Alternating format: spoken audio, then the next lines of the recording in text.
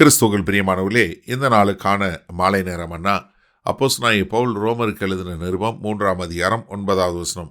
ரோமர் 3:9. ரோமன்ஸ் 3:9. ஆனாலும் என்ன, அவர்களை பார்க்கிலும் நாங்கள் விசேஷித்தவர்களா? எவ்வளவேனும் விசேஷித்தவர்கள் அல்ல. யூதர் கிரேக்கர் யாவரும் பாவத்திற்கு உட்பட்டவர்கள் என்பதை முன்பு திருஷ்டாந்தப்படுத்தினோமே. இப்போ என்ன சொல்றாரு? அதாவது இந்த அதிகாரத்தினுடைய 1வது வசனத்தில் யூதர்கள் விசேஷித்தவர்களா, 2வது வசனத்தில் என்ன சொன்னார்? அவங்களுடைய தேவனுடைய பிரமாணங்களையும் தேவனுடைய கட்டளைகளையும் பெற்றுக்கொண்டாங்க. அதனால அவர்கள் ஏதோ நெறியான வாழ்க்கையில் அவங்க உயர்ந்தவர்கள், இல்லை அவங்க நியாய தீர்ப்பிலிருந்து அவங்க விலக்கப்பட்டவங்க அப்படின்னு நீங்கள் நினைக்காதீங்க. என்ன காரணம்? ஏன்னா நிறைய பேர் யூதர்கள் அவங்க தேவ நீதியில் அவங்க ஒரு மேன்மையானவங்க, ஏன்னா அவங்களுக்கு ஒரு ஆவிக்குரிய சிறப்புரிமை எல்லாம் இருந்துச்சு அப்படின்னு நினச்சாங்க.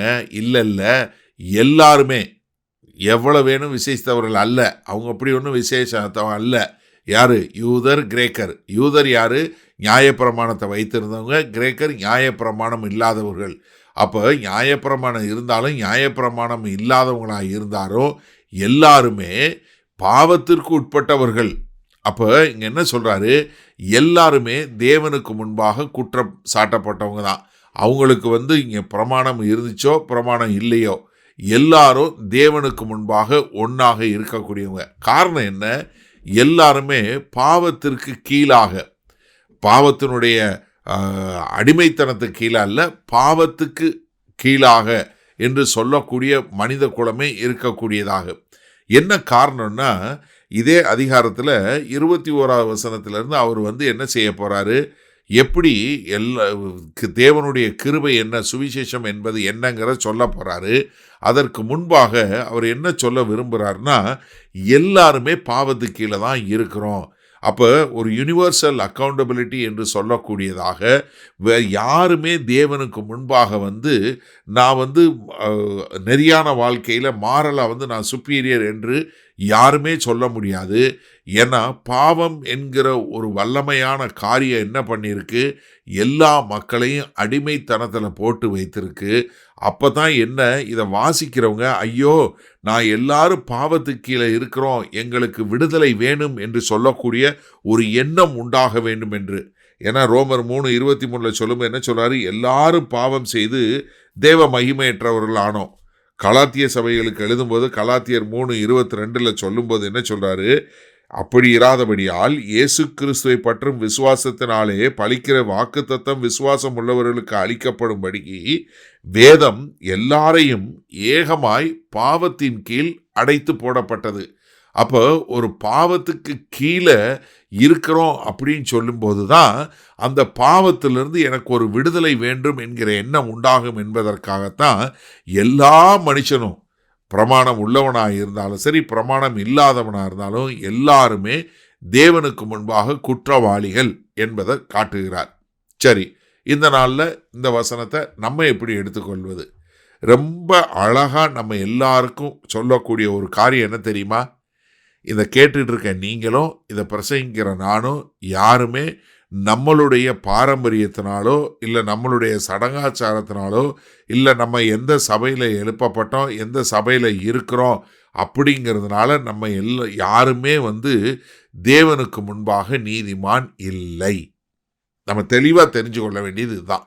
இதைத்தான் மிக தெளிவாக சொல்லுகிறார்.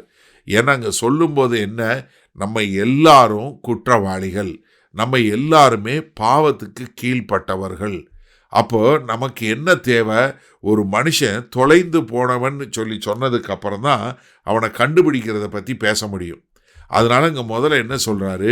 நம்ம எல்லாரும் பாவத்துக்கு கீழ்ப்பட்டவர்கள் சொல்லும்போது நமக்கு என்ன வரும்? உடனே ஐயோ எங்களுக்கு தேவனுடைய இரக்கம் தேவை, எங்களுக்கு தேவனுடைய இரக்கம் தேவை, எனக்கு ஒரு மன உருக்கம் தேவை, எனக்கு ஒரு மனத்தாழ்மை தேவை, நான் தேவனுடைய கிருபையை ரொம்ப போற்றக்கூடிய ஒரு நிலைக்கு நான் தள்ளப்படுவேன். யோசிச்சு பாருங்க, என்னால் என்னை ரட்சிக்கப்படவே முடியாது, என்கிட்ட எந்த ஒரு நன்மையான காரியமே இல்லை, என்கிட்ட தேவனுக்கு முன்பாக போய் நிற்பதற்கு என்கிட்ட எந்த தகுதியும் இல்லை என்று சொல்லப்படும் போது தான் உங்களுக்கு என்ன தோணும்?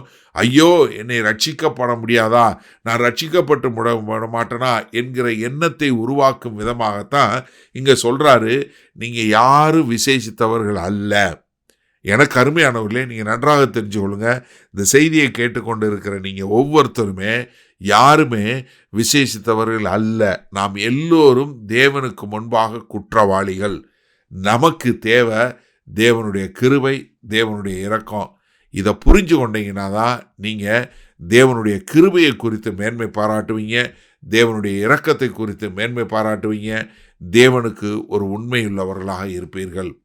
மகா கிருபையும் இரக்கம் நிறைந்த எங்கள் அன்பின் தகப்பனே, கர்த்தாவே, நாங்கள் எல்லோரும் பாவிகளாய், ஆண்டவரே, பாவத்திற்கு கீழ்ப்பட்டவர்களாய் இருக்கிறோம்.